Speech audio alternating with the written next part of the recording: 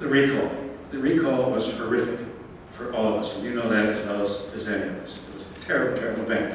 And notwithstanding the fact that it was a criminal adulteration, it was a triggering event for the overall food safety attention that's occurred worldwide, very legitimate attention to food safety. During that process, the association was very active. Its technical committee, many of you are here, met daily. The public relations league met daily. We were in contact with FDA at the highest levels daily, our board weekly. It was a terrible period. During that time, industry was able to form the National Pet Food Commission, which Dr. Thompson chaired. You'll probably hear a little bit more about that from her. Worked with the media, and when the period was over in 2007, and we were rather bruised, we were pleased to receive from the National Public Relations Society of America their silver annual award for achievement in crisis management. So we felt perhaps the industry, and we did feel the industry came through this pretty well considering the difficulty of the time. So where are we now? And I'll conclude with that. We've implemented many of the recommendations of the National Pet Food Commission. Two specific things that are particularly important.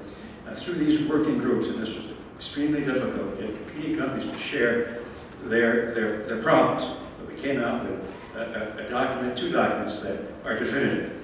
One is the model pet food manufacturing principles, the first document. The other one was the model salmonella control principles. Two documents that are definitive documents in that area. In the meantime, we're working with the Congress and FDA on the impending regulations, bringing forward the industry's consensus views as best we can as those regulations are coming down. Finally, we expanded our fall meeting, which will be here in Chicago, September 22nd and 24th, to take into account these changes that are occurring out there and to better define and enhance the relationship between the manufacturers and suppliers, because these rules are requiring the manufacturers no longer to think about labeling and nutrition. It's chain supply accountability.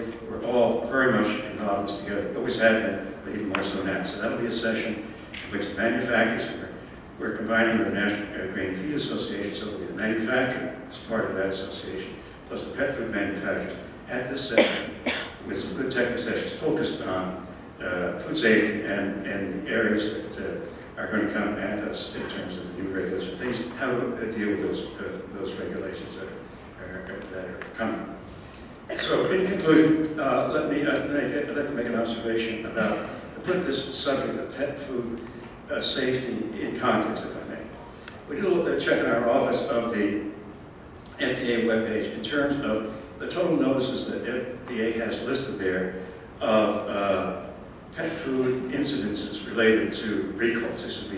These would be withdrawals or safety notices, not necessarily recalls, but recall-related incidences for pet food and human food. Just two numbers.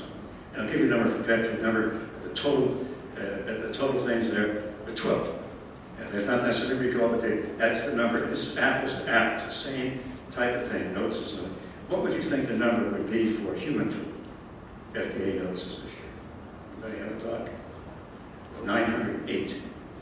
So that, I don't mean to say that this is not the top priority issue for pet food, but putting it in perspective, the product has a very good safety record.